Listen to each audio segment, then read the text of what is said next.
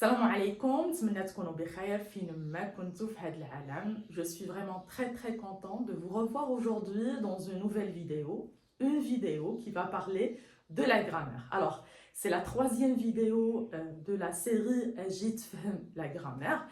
Et l'autre fois, dans les deux dernières vidéos, nous avons parlé des classes grammaticales et des fonctions grammaticales.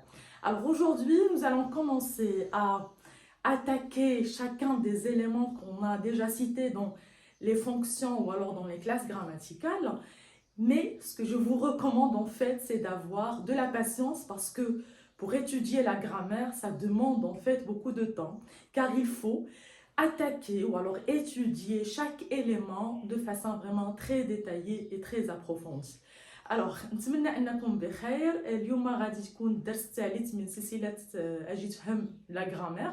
تحدثنا سابقا على لي كلاس غراماتيكال وعلى لي فونكسيون غراماتيكال. اليوم غنبداو نخدموا كل اليمون من هذا كل عنصر من هذه العناصر السابقه اللي تحدثت عليها. غير هو فقط انا غنطلب منكم ان يكون عندكم شويه النفس الطويل لان باش نتحدثوا على لا غرامير بكل جوانبها ونفهموها مزيان ونضبطوها مزيان ما خصنا ان فيت بالعكس خصنا نضبطوا كل عنصر على حده وثم نشوفوهم كلهم في جمل. Voilà, donc on commence. Alors avant de commencer la leçon, mettez s'il vous plaît un j'aime, abonnez-vous à notre chaîne pour la soutenir et pour la faire grandir davantage. Alors ما تنساوش تضعوا واحد الاعجاب وتشتركوا بالقناه حتى تكبر القناه ان شاء الله وحتى تدعموها وتكون ان شاء الله من افضل القنوات ديال تعلم اللغه الفرنسيه. Alors aujourd'hui nous allons parler en fait du groupe nominal. On va commencer par le groupe nominal parce que c'est la première chose à voir quand on parle de grammaire. Et dans le groupe nominal, on va attaquer le premier élément, c'est le déterminant. Alors on va parler des déterminants. Déterminants.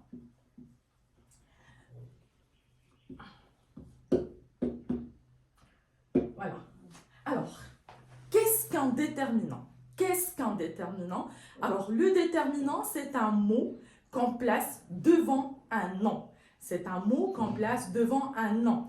Alors, هادو كلمات كنوضعوهم أمام الأسماء. Très bien. Alors, à quoi sert un déterminant? Alors, le déterminant, il permet de donner des informations sur le nom. ليش كنستعملوا les déterminants؟ فهما كيساعدونا أننا نعرفوا مجموعة المعلومات على le nom. Quelles sont ces informations? Alors écoutez très bien, le déterminant nous renseigne sur le genre du nom, alors s'il est féminin ou masculin, sur le nombre du nom, s'il est singulier ou pluriel.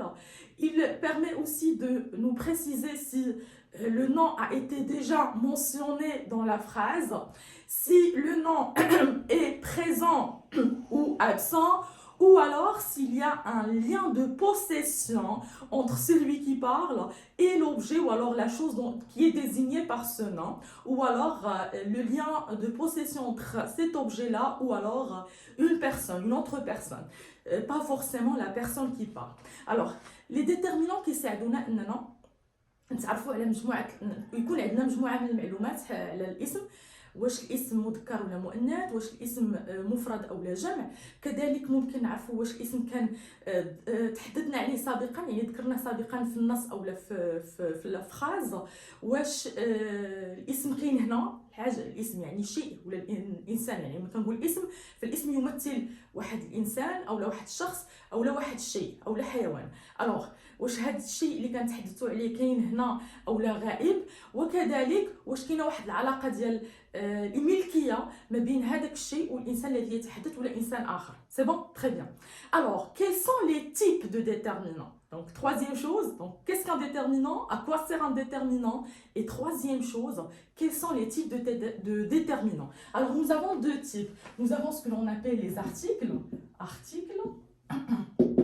D'accord? Et nous avons aussi ce que l'on appelle les adjectifs. C'est vrai que maintenant, on les appelle aussi déterminants. D'accord? On préfère les appeler déterminants au lieu d'adjectifs pour ne pas les confondre avec les adjectifs qualificatifs. Déterminants. Voilà. Alors, brièvement, les articles, nous avons les articles définis, indéfinis, les articles contractés et les articles partitifs. Et je vais aborder chacun de ces articles dans une vidéo à part. Alors, pour les adjectifs, il y a les adjectifs démonstratifs, possessifs, interrogatifs, exclamatifs et indéfinis. Et ces adjectifs-là, ou alors ces déterminants-là, on peut même les appeler déterminants possessifs, déterminants démonstratifs, etc. Je vais les revoir avec vous dans d'autres vidéos. Alors aujourd'hui, je vais parler en fait des articles indéfinis et des articles définis. Comment les employer? Voilà. Alors, pour les articles, ils sont en fait soi-disant de 4 types. On peut même les cerner dans 3 types, mais bon, c'est pas grave. نقدروا نقولوا 4 الانواع نقدروا نقولوا فقط 3 الانواع وغادي نفسر لكم بليما. Alors nous avons les articles indéfinis, articles définis, articles, j'ajoute articles contractés, définis, contractés. On les appelle définis, contractés, désolé. Et puis nous avons les articles partitifs. Je vais mettre sans S parce que là j'ai mis article au singulier. Ok, c'est pas grave. Alors, donc pour les articles, mais je vais ajouter S parce que là je vais les citer. Alors, les articles, aujourd'hui je vais parler juste des articles indéfinis et des articles définis. Pour les articles définis contractés, je vais les laisser avec à part. Et pour les articles partitifs, ça demande toute une vidéo. Alors, pour les articles indéfinis et les articles définis, alors là, c'est pour une autre vidéo. On en parlera après. Ok, nous avons pour les articles indéfinis, nous avons un, nous avons une et nous avons des. Et pour les articles définis, je vais ajouter S, nous avons le, nous avons la, nous avons l'article et l'idée, et l'apostrophe et l'idée, et nous avons les. D'accord? Alors, pour les articles indéfinis, un, c'est masculin singulier, une, c'est féminin singulier, des, c'est masculin ou féminin pluriel. Défini, nous avons le, c'est masculin singulier, là, c'est féminin singulier, elle et l'idée, c'est, ou alors elle apostrophe, c'est devant tous les noms qui commencent par, regardez très très bien, tous les noms, que ce soit féminin ou masculin, mais ça devrait être singulier. Alors, tous les noms singuliers, je vais dire tous les noms singuliers qui commencent par une voyelle ou alors par un H muet. Je dis bien un H muet. Voilà. Et les, c'est devant les noms féminins ou masculins, mais qui sont pluriels. C'est bon? Donc, maintenant, c'est compris. Très bien. Alors, quand est-ce qu'on emploie les articles indéfinis et quand est-ce qu'on emploie les articles définis? Alors, indéfini, c'est quand on veut déterminer de façon générale un mot. ما كنبغي نتحدث على واحد الاسم اللي نو باردون كنتحدث على واحد الاسم بشكل عام داكوغ بشكل عام ماشي بشكل معين. Je vous dis une maison, une femme, d'accord, un appartement, une voiture, etc. D'accord, هنا بشكل عام ما كنحددش بشكل معين de façon spécifique les définis, d'accord, spécifique une chose ou alors un animal ou alors une personne. C'est bon? Est-ce que vous avez compris? Donc, هذه la différence entre les deux articles. Indéfini, c'est de façon générale. Défini, c'est de façon précise. D'accord? Moyenne. Alors, en ce qui concerne en fait la prononciation, parce que ça c'est très important, écoutez très bien. Alors, pour les articles indéfinis, on les prononce comment? On les prononce un. Alors, pour un, c'est un. Mais attention, si vous avez un nom qui commence par une voyelle ou alors par un H muet, il faut faire la liaison. Et on ne prononce pas un arbre, attention, mais on prononce un. Et là, c'est comme s'il y a un N. Un arbre, d'accord? Un arbre. C'est bon, ce n'est plus un arbre, c'est devenu un arbre. Un arbre. Donc le N fait partie, donc à l'oral fait partie de la première syllabe du mot arbre. C'est bon? Pour une, la même chose. Alors, vous avez une, ça se prononce une, mais Si jamais le mot qu'on place devant est un mot qui commence, ou alors un nom qui commence par une voyelle, par exemple, une étoile, étoile. Alors, écoutez très bien. Donc, une. On ne dit pas une étoile. Non, on dit une étoile. Une étoile. Une étoile. Alors, le N passe ici, à l'oral. On l'écoute. On l'entend. Pardon, on l'entend. Une étoile. Une étoile. On ne dit pas une étoile. Une étoile. Une étoile. D'accord? Alors pour D, alors ça se prononce D, le S ne se prononce pas. Mais si par exemple vous avez un autre nom, regardez, qui commence par une voyelle, alors vous allez dire D ou alors par un H muet, des hommes. Alors, on va prononcer le Z. Voilà. Des hommes.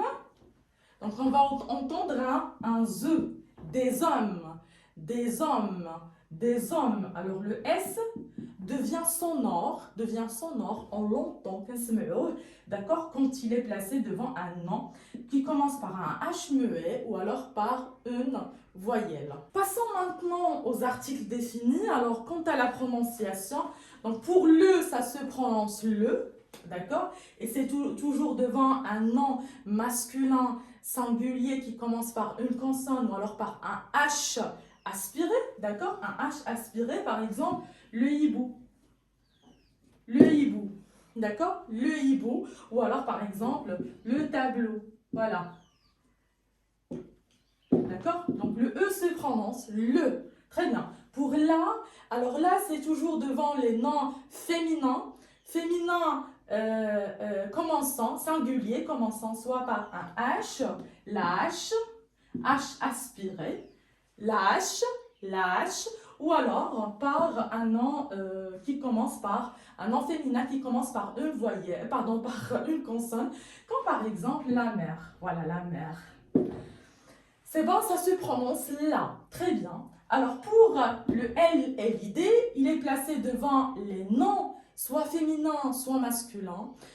Singulier, bien évidemment, singulier, mais commençant par, soit par une voyelle, soit par un H muet. D'accord? Par exemple, je dis l'homme. L'homme. C'est un H, pardon, c'est un H muet. Ou alors, l'étoile. L'étoile. L'étoile, l'homme, l'étoile. Très bien. Pour les, alors les, ça se prononce les, le S ne se prononce pas, il est muet, mais faites attention, s'il est placé devant un nom commençant par un H muet ou alors par une voyelle, alors le se devient sonore et on entend ze. Alors les hommes, voilà, donc il y a un z qu'on entend. Et là, les étoiles, et on prononce les étoiles, les zé. Alors le z fait partie en fait de la première syllabe du deuxième mot. Voilà. Alors les articles indéfinis et définis sont aussi employés pour indiquer si le nom est cité pour la première fois dans la phrase ou alors il a été déjà mentionné auparavant. Alors regardez. Pour les adjectifs indéfinis, pardon, pour les articles indéfinis, désolé, pour les articles indéfinis, on les emploie, d'accord, quand le nom est cité pour la première fois. Regardez la phrase, c'est une maison magnifique. Alors, maison est citée pour la première fois. أول مرة غادي نوضعوا هذا الاسم maison غنستعملوه في الجملة. C'est pour la première fois, alors je vais employer un article indéfini, d'accord? Dans la deuxième phrase, dans la maison, donc on parle de la maison qui a été déjà citée avant, alors qu'est-ce que je vais employer? Je vais employer un article défini, la maison, parce qu'elle est déjà citée dans la phrase. Donc dans la maison se trouve, pardon, dans la phrase qui se trouve avant. Dans la maison se trouve une famille. Regardez, le mot famille ou alors le nom famille est cité pour la première fois.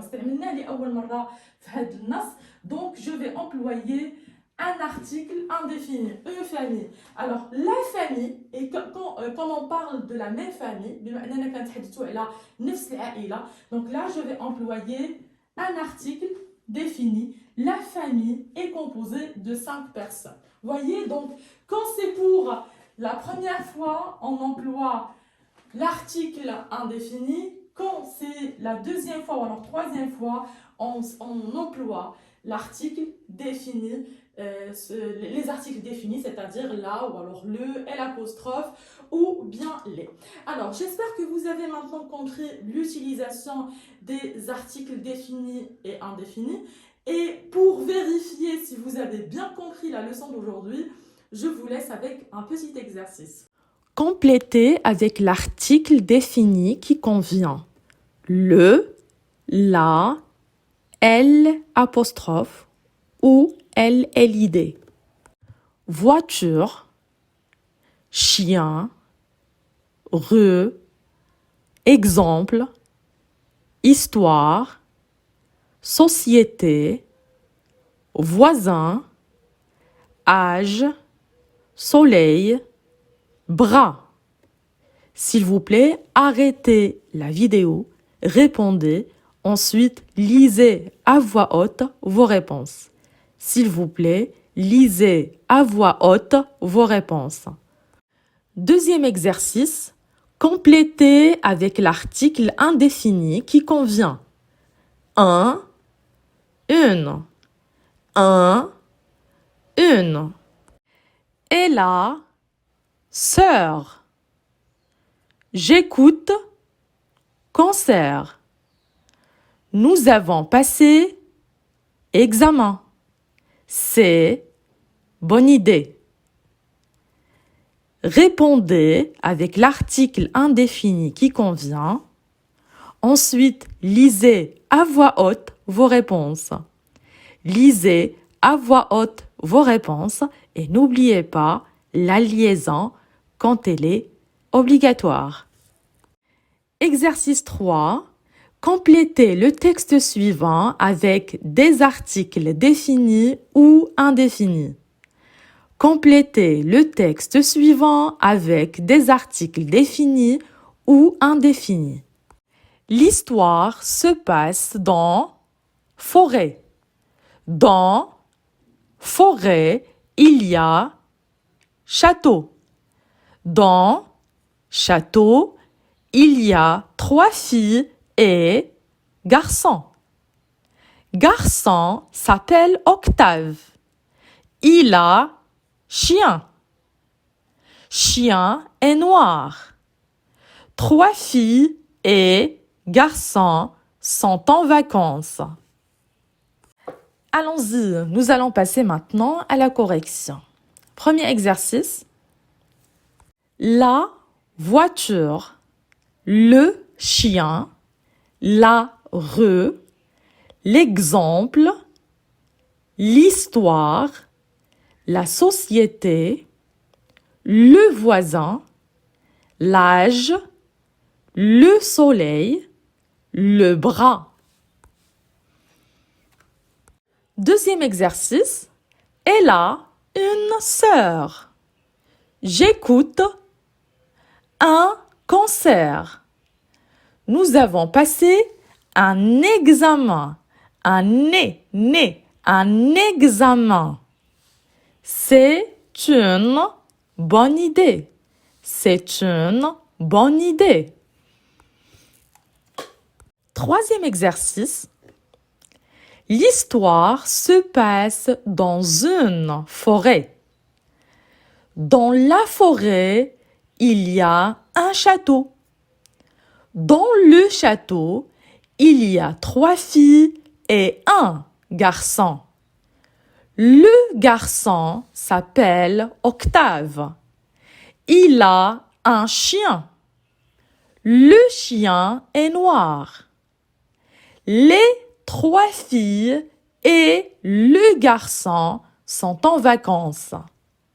Et voilà, notre vidéo touche à sa fin. Merci beaucoup de votre attention et à la prochaine.